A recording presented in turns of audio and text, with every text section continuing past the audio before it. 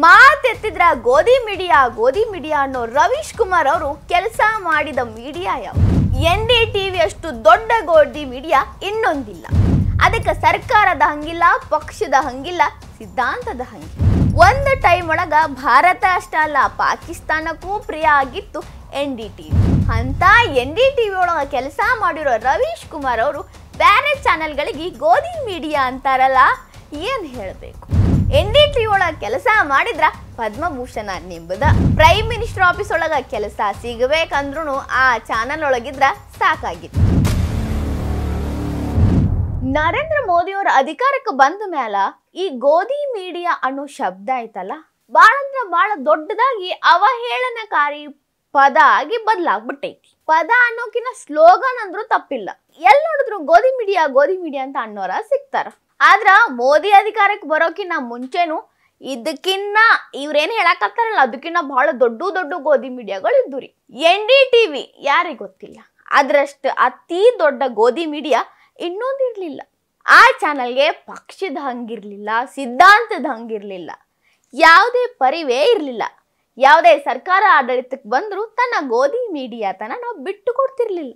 ಹಿಂಗ್ ನಾ ಹೇಳಕತ್ತಿಲ್ಲ, ಹಿಂಗ್ ಹೇಳಿದ್ದು ANI ಮುಖ್ಯಸ್ಥೆ, ಪ್ರಖ್ಯಾತ ಪತ್ರಕರ್ತೆ ಸ್ಮಿತಾ ಪ್ರಕಾಶ್, ನಮ್ಮ ಕನ್ನಡತಿನೂ ಹೌದು. ಇವರು ರವೀಶ್ ಕುಮಾರ್ ಅವರು ಮಾತೆತ್ತಿದ್ರ ಗೋಧಿ ಮೀಡಿಯಾ ಅಂತಾರಲ್ಲ, ನೀವು ಕೆಲಸ ಮಾಡಿದ NDTV ಎಂತ ದೊಡ್ಡ ಗೋಧಿ ಮೀಡಿಯಾ ಇತ್ತು, ಅವಾಗ ಯಾಕೆ ನೀವು ವಾಯ್ಸ್ ರೈಸ್ ಮಾಡಿಲ್ಲ ಅಂತ ಪ್ರಶ್ನೆ ಮಾಡ್ಯಾರ. ಮಾತೆತ್ತಿದ್ರ ನರೇಂದ್ರ ಮೋದಿ ಅವ್ರ ವಿರುದ್ಧ ವಿಷ ಕಾರೋದು, ಕೆಂಡ ಕಾರೋದು, ಹಿಂಗ್ ಮಾಡೋ ರವೀಶ್ ಕುಮಾರ್ ಅವರು ಮತ್ತ ಇತ್ಯಾದಿ ಪತ್ರಕರ್ತರೆಲ್ಲ NDTVಯ ಮೂಲಕನೇ ಹೊರಗೆ ಬಂದಿದ್ರು. ಕೆಲವೊಬ್ರು NDTV ಜೋಡಿ ಸಂಬಂಧ ಇಟ್ಕೊಂಡಿದ್ರು. ಅವರೆಲ್ಲ NDTV ಒಂದು ದೊಡ್ಡ ಗೋಧಿ ಮೀಡಿಯಾ ಅನ್ನೋದು ನಾ ಮರ್ತಾರೇನು ಅಂತ ಪ್ರಶ್ನೆ ಮಾಡ್ಯಾರ. ಅದಷ್ಟ ಅಲ್ಲ, ಒಂದ್ ರೀತಿ ಚಳಿ ಜ್ವರ ಬಿಡಿಸೋ ಹಂಗ ಮಾತಾಡ್ಯಾರ. ಅವ್ರು ಎಲ್ಲಿ ಹೊಡಿಬೇಕೋ ಅಲ್ಲಿ ಹೊಡೆದಾರ, ಎಲ್ಲಿ ಹರ್ಟ್ ಆಗ್ಬೇಕೋ ಅಲ್ಲಿ ಆಗ್ತೈತಿ ಅಂತ ಅನ್ಕೋಬಹುದು. ಅವ್ರೇನ್ ಮಾತಾಡಿದ್ರು ನೋಡ್ರಿ. टर्म रवीश ने कॉइन किया, जो NDTV में काम करते थे. NDTV उस टाइम था क्या, पर वो काम कर रहे थे NDTV में उस वक्त, और NDTV जितना गोदी और कोई नहीं था उस वक्त. जो एक्सेस NDTV को मिल रहा था वो किसी और न्यूज एजेंसी या चैनल को नहीं मिल रहा था.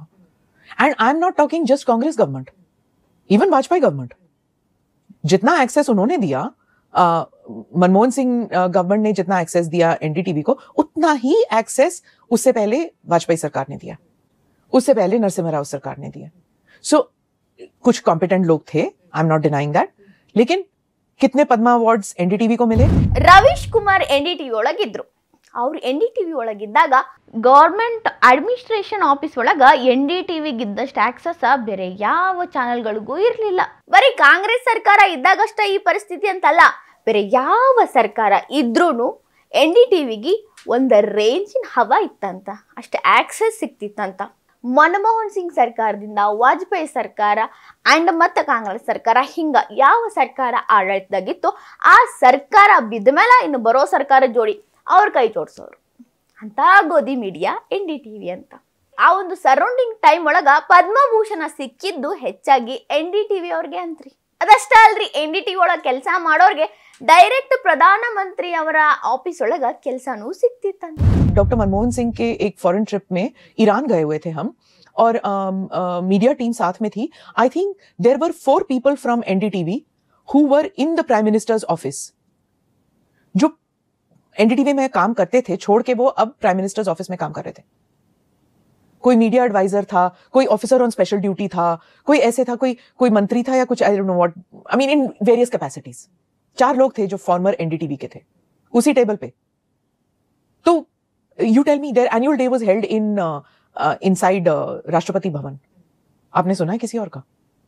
So अगर आप एक्सेस जर्नलिज्म को गोदी मीडिया कहते हैं तो उस वक्त I am not saying Ravish was godi, और Ravish turned a blind eye to it ना, and he was complicit. Smita Prakash ಅವರು ಮನಮೋಹನ್ ಸಿಂಗ್ ಅವ್ರ ಜೊತೆ ಇರಾನ್ಗೆ ಹೋದಾಗ ಅವ್ರು ಬಂದ ಮೇಲೆ ನೋಡಿದ್ರಂತ, ಪ್ರಧಾನ ಮಂತ್ರಿ ಆಫೀಸ್ ಒಳಗ NDTVಯ 4 ಮಂದಿ ಕೆಲಸ ಮಾಡಾಕತ್ತಿದ್ರಂತ, ಬೇರೆ ಬೇರೆ ಹುದ್ದೆ ಒಳಗ. ಅಂದ್ರೆ ಅವರ ಎಜುಕೇಶನ್ಗೆ ತಕ್ಕಂಗ ಬೇರೆ ಬೇರೆ ಕೆಲಸ ಅವ್ರು ಮಾಡಾಕತ್ತಿದ್ರಂತ. ಅವರು ಇಲ್ಲಿ ಪ್ರಧಾನ ಮಂತ್ರಿ ಆಫೀಸ್ ಒಳಗೆ ಕೆಲಸ ಮಾಡೋಕ್ಕಿಂತ ಮುಂಚೆ NDTV ಒಳಗೆ ಇದ್ರಂತ.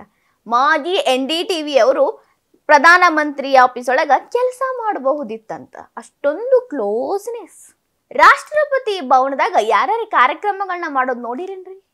NDTV ಅವ್ರ ಆನ್ಯುವಲ್ ಡೇ ರಾಷ್ಟ್ರಪತಿ ಭವನದಾಗ ನಡೀತಿತ್ತಂತ. And you can imagine, access ಜಾಸ್ತಿ ಸಿಕ್ಕ್ರೆ ಅವಕ್ಕ ಗೋಧಿ ಮೀಡಿಯಾ ಅಂತ ಕರೆಯೋದಾದ್ರ ರವೀಶ್ ಕುಮಾರ್ ಅವರ NDTV ಒಂದು ದೊಡ್ಡ ಗೋಧಿ ಮೀಡಿಯಾ ಅಂತ ಅನ್ಸಂಗಿಲ್ಲೇನ್ರಿ? अगर आप समझते हैं कि any agency or news channel is close to the powers that be and is not questioning and is not doing its job, फिर आप क्यों काम कर रहे थे उधर? उनसे बड़ा गोदी तो और कोई नहीं था उस वक्त. हाँ, वाजपेयी जी इस्लामाबाद गए थे सार्क कॉन्फ्रेंस के लिए और हम कवर कर रहे थे. उस वक्त VSNL के थ्रू सैटेलाइट बुक करना होता था. देयर वाज नो FTP वगैरह आप नहीं कर सकते थे. तो जो कवरेज आपको भेजनी है, you had to book VSNL and it was so expensive satellite time. But NDTV was broadcasting from the terrace of the Information and Broadcasting Minister of Pakistan's house. कैसे? तो वो किस मुल्क के गोदी मीडिया थे उस वक्त? क्या रवीश जानते नहीं थे उस वक्त? What was that special relationship? और उसी इंफॉर्मेशन एंड ब्रॉडकास्टिंग मिनिस्टर के आउट हाउस में JKLF का कैंप था. आप किस किस्म के इंडियन जर्नलिस्ट हो कि आप उस इंफॉर्मेशन एंड ब्रॉडकास्टिंग मिनिस्टर के छत पे गए हैं और आपके कैमरामैन ने टर्न करके वो शॉट नहीं लिया जहां पर JKLF का टेंट लगा हुआ है? रवीश जरा झांक के देखे कभी अपने गिरबान में that he worked for this organization at that time. But what I'm saying is कि आप दूसरों पे कीचड़ तो नहीं उछालो ना.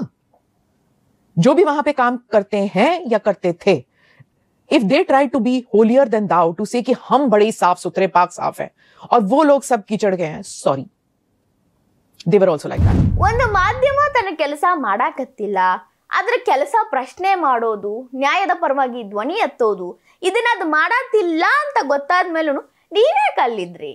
ಅದು ಗೋಧಿ ಮೀಡಿಯಾ ಅಂತ ಗೊತ್ತಿದ್ರು ನೀವು ಅವಾಗ ಅದ್ರ ಜೊತೆನೇ ಕೆಲಸ ಮಾಡಿದ್ರಿ. Vajpayee Islamabad SAR meeting ಹೋಗಿದ್ರಂತ.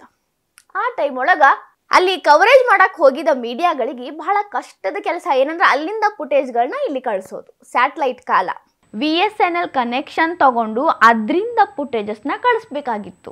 ಆದ್ರ NDTVಗೆ ಎಂತ ಆಕ್ಸೆಸ್ ಇತ್ತು ಅಂದ್ರ ಅದು ಲೈವ್ ಟೆಲಿಕಾಸ್ಟ್ ಮಾಡಕತ್ತಿತ್ತು. ಪಾಕಿಸ್ತಾನದ ಇನ್ಫಾರ್ಮೇಶನ್ ಅಂಡ್ ಬ್ರಾಡ್ಕಾಸ್ಟ್ ಮಿನಿಸ್ಟರ್ ಮನಿ ಟೆರೆಸ್ ಮೇಲಿಂದ ಲೆಕ್ಕ ಹಾಕೋರಿ. ನಮ್ಮ ಭಾರತದ ಗೋಧಿ ಮೀಡಿಯಾನೋ ಅಥವಾ ಬೇರೆ ದೇಶದ ಗೋಧಿ ಮೀಡಿಯಾನೋ NDTV ಆಗ. ಅದಷ್ಟ ಅಲ್ಲ, ಅವ್ರೇನ್ ನಿಂತಿದ್ರಲ್ಲ ಅದೇ ಸೇಮ್ ಪೊಸಿಷನ್, ಅಲ್ಲಿಂದ ಸ್ವಲ್ಪ ಕ್ಯಾಮ್ರಾ ಪ್ಯಾನ್ ಮಾಡಿದ್ರು ಉಗ್ರಗಾಮಿ ಸಂಘಟನೆ JKLF ದ ಕ್ಯಾಂಪ್ಗಳಿದ್ವು. ಆದ್ರೂ ಕ್ಯಾಮ್ರಾ ಪ್ಯಾನ್ ಆಗಲಿಲ್ಲ. ಜಸ್ಟ್ ಬಿಕಾಸ್ ಅವ್ರಿಗೆ ಟೆರೆಸ್ ಕೊಟ್ಟಿದ್ರು ಟೆಲಿಕಾಸ್ಟ್ ಮಾಡಕ ಅನ್ನೋ ಋಣದಿಂದ ಇರಬಹುದು ಅಂತಾರ. ಬಟ್ ಭಾರತದ ಗೋಧಿ ಮೀಡಿಯಾ ಆಗಿದ್ರೆ ಭಾರತಕ್ಕೆ ಹೆಲ್ಪ್ ಮಾಡಬೇಕಿತ್ತು. ಇಟ್ಸ್ ಯುವರ್ ಟರ್ಮ್, ನೀವು ಯಾರ ಗೋಧಿ ಮೀಡಿಯಾ ಅಂತ ಅನ್ಕೋತೀರೋ ಅನ್ಕೋರಿ ಅಂತ ಆಕ್ಸೆಸ್ ಇದ್ದಿದ್ದು NDTVಗೆ. ಅಂದ್ರೆ ಅಂದಾಜು ಮಾಡಬಹುದು ನೋಡ್ರಿ ಎಲ್ಲಿಂದ ಎಲ್ಲಿ ತನಕ ಕನೆಕ್ಷನ್ ಇತ್ತು ಅಂತ. ಸ್ಮಿತಾ ಪ್ರಕಾಶ್ ಅವರು ರವೀಶ್ ಕುಮಾರ್ ಅವ್ರಿಗೆ ಸಾಕಷ್ಟು ಪ್ರಶ್ನೆ ಕೇಳಿದ್ರು ಈ 2-3 ನಿಮಿಷದಾಗ. NDTV ದೊಡ್ಡ ಗೋಧಿ ಮೀಡಿಯಾ ಇದ್ರು ಯಾಕೆ ಕೆಲಸ ಮಾಡಿದ್ರಿ? ನೀವು ಬೇರೆಯವ್ರ ಮೇಲೆ ಕೊಚ್ಚೆ ಎರಚಬೇಡ್ರಿ, ನಿಮ್ಮ ಮೇಲೆ ಬಿದ್ದಿರೋ ಕೊಚ್ಚೆನ ಸಿಟ್ಕೋರಿ ಅಂದ್ರು. ಗೋಧಿ ಮೀಡಿಯಾ ಅಂತ ಗೊತ್ತಿದ್ರು ಯಾಕೆ ಕೆಲಸ ಮಾಡಬೇಕಿತ್ತು? ಹಂಗ ಗೋಧಿ ಮೀಡಿಯಾದಾಗ ಕೆಲಸ ಮಾಡಿದವರು ಬೇರೆದವ್ರಿಗೆ ಗೋಧಿ ಮೀಡಿಯಾ ಅಂತ ಯಾಕಂತೀರಿ? ಸರ್ಕಾರದ ಕಡೆಯಿಂದ ಫುಲ್ ಆಕ್ಸೆಸ್ ಸಿಕ್ಕರೆ ಅದು ಗೋಧಿ ಮೀಡಿಯಾ ಅನ್ನೋ ಹಂಗಿದ್ರ ನೀವು ಕೆಲಸ ಮಾಡಿದ ಚಾನಲ್ಗೆ ಗೋಧಿ ಮೀಡಿಯಾ ಅಂತ ಒಪ್ಕೋತೀರೇನು? ಸಾಕಷ್ಟು ಪ್ರಶ್ನೆ ಕೇಳಿದ್ರು. ಇದಕ್ಕೆಲ್ಲ ಅವರು ಉತ್ತರ ಕೊಡ್ತಾರೋ ಇಲ್ಲೋ ಗೊತ್ತಿಲ್ಲ, ಬಟ್ ಮತ್ತ ಚಾಲು ಮಾಡ್ತಾರ. ಅವ್ರದ್ದೇ ಈಗ ಸ್ವತಂತ್ರ ಪತ್ರಿಕೋದ್ಯಮ ಯೂಟ್ಯೂಬ್ ಮೂಲಕ ಗೋಧಿ ಮೀಡಿಯಾ ಅಂತ ಹೇಳೋದು, ನರೇಂದ್ರ ಮೋದಿ ಅವ್ರ ಮೇಲೆ ಕೆಂಡ ಕರೆದು ಇದು ಮಾಡಕತ್ತಾರ. ಬಟ್ ಈ ತುಣುಕ್ ಅವ್ರ ಕಣ್ಣಿಗೆ ಸಿಕ್ತು ಸ್ಮಿತಾ ಪ್ರಕಾಶ್ ಅವ್ರು ಮಾತಾಡಿದ್ದು ಅಂದ್ರೆ ಅಟ್ಲೀಸ್ಟ್ ರಿಯಲೈಸರೇ ಆಗ್ತಿರ್ಬೋದು. ಇನ್ನು ಮುಂದರೆ ಗೋಧಿ ಮೀಡಿಯಾ ಅನ್ನೋದನ್ನ ಬಿಡಬಹುದು ಅಂತ ಅನ್ಕೊಂಡ್ರೆ ಅದು ನಮ್ಮ ಭ್ರಮೆ ಆಗ್ತೈತಿ. ಬಿಟ್ಬಿಡ್ರಿ. ವಿಡಿಯೋ ನಿಮಗೆ ಇಷ್ಟ ಆಗಿದ್ರೆ ಲೈಕ್ ಮಾಡ್ರಿ, ಶೇರ್ ಮಾಡ್ರಿ, ಕಮೆಂಟ್ ಮಾಡ್ರಿ. ನಾ ಇಂಥವು ಹೆಚ್ಚಿನ ವಿಡಿಯೋ ನೋಡಕ್ಕೆ ಹೊಸ ದಿಗಂತ ಡಿಜಿಟಲ್ ಚಾನಲ್ಗೆ ಸಬ್ಸ್ಕ್ರೈಬ್ ಆಗ್ರಿ.